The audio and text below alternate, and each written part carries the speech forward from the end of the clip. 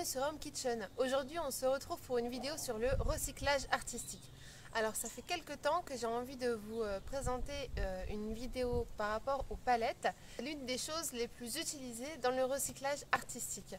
Alors ce qui est très sympa justement dans les palettes, c'est qu'il va en avoir des différentes tailles, des plus ou moins lourdes, des plus ou moins vieilles, des différentes couleurs, et c'est ça qui va être très intéressant. On va pouvoir l'utiliser pour plein de choses différentes. Donc je vais vous faire défiler un peu après des images de tout ce qu'on peut faire avec des palettes, c'est juste inimaginable. Alors la deuxième chose que je tiens à dire par rapport aux palettes, c'est que on n'est pas obligé de les acheter. Personnellement, nous on va un peu à la chasse à la palette. On peut en trouver derrière les supermarchés, on peut en trouver devant plein de magasins laissés à l'abandon, même sur des trottoirs.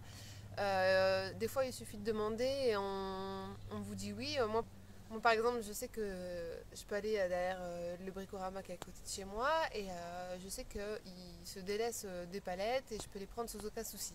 Donc, je compte vous faire pas mal de vidéos sur mon évolution, mon parcours personnel avec les palettes. Mais en attendant, je vais vous montrer moi mes projets personnels en ce moment et ce que j'ai déjà réalisé. Alors par exemple ici on va avoir un meuble télé très sympa à 0 €, simplement reverni et foncé, un sommier repeint dans une couleur tendance que je trouve moi très sympa, très épuré, ambiance minimaliste, une terrasse directement posée, du mobilier de jardin qu'on peut accommoder à nos goûts, à souhait, à l'infini, des commodes de rangement, des tables basses, ici un mur végétal, donc on peut adapter avec des plantes intérieures, extérieures, des plantes aromatiques, du persil, de la ciboulette, on peut les peindre, on peut ajouter des galets, on peut les customiser. Il suffit juste après de les suspendre à un mur, moi je trouve ça génial. Et une petite table basse, donc je vais vous montrer la mienne tout de suite après. Table basse, j'ai pris une peinture blanche adaptée au bois pour la décorer. Je l'ai fait avec ma fille qui a pris beaucoup de plaisir à faire des petits dessins avec moi.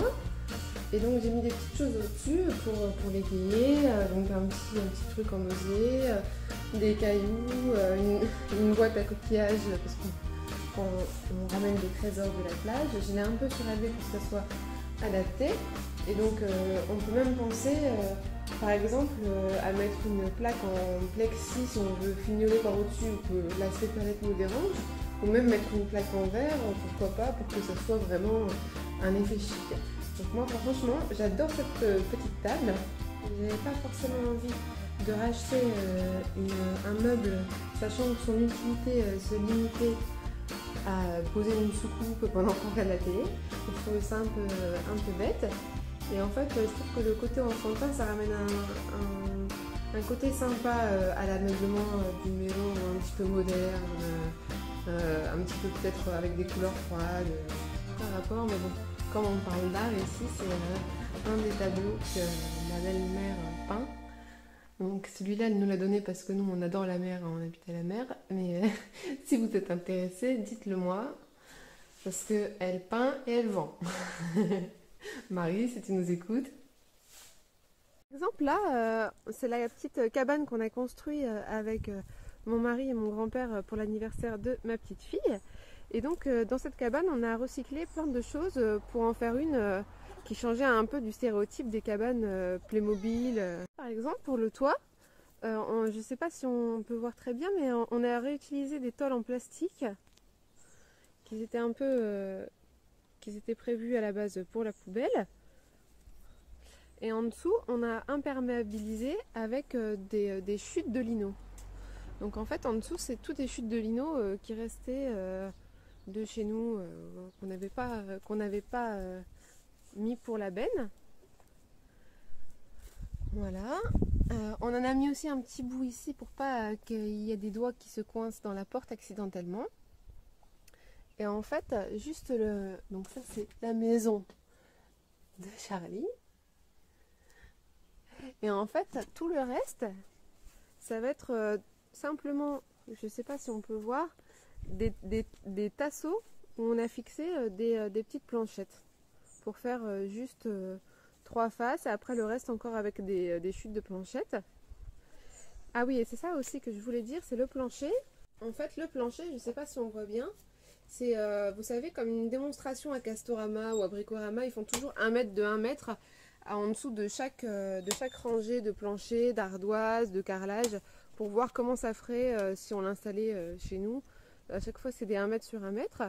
Et donc là, c'est ce qu'on a fait.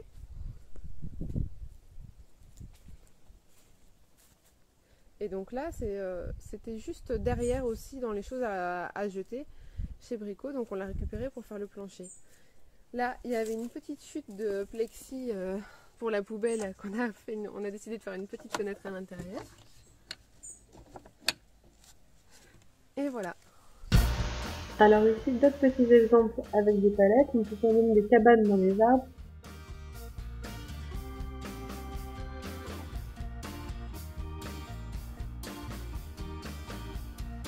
À l'arrière, de quoi faire. Il y a toujours des palettes de différentes formes. Même, je prends même ceux qui sont cassés, vieillis. Là, par exemple, j'en ai carrément une rouge. Et je prévois de faire un espèce de bureau avec un espèce de bureau atelier. Même pour vous, une cagette. Avec une cagette. Mais avec les cagettes aussi, on peut faire plein de choses. Et là encore, pour les cagettes, de nombreuses possibilités, aussi bien des petites niches décoration, des porte-clés, des petites niches pour les chiens, ça peut être des petits rangements pour les enfants ou des tableaux pour mettre vos photos, des dessins. Il y a plein d'utilités encore, il y a plein encore d'utilités pour les cagettes.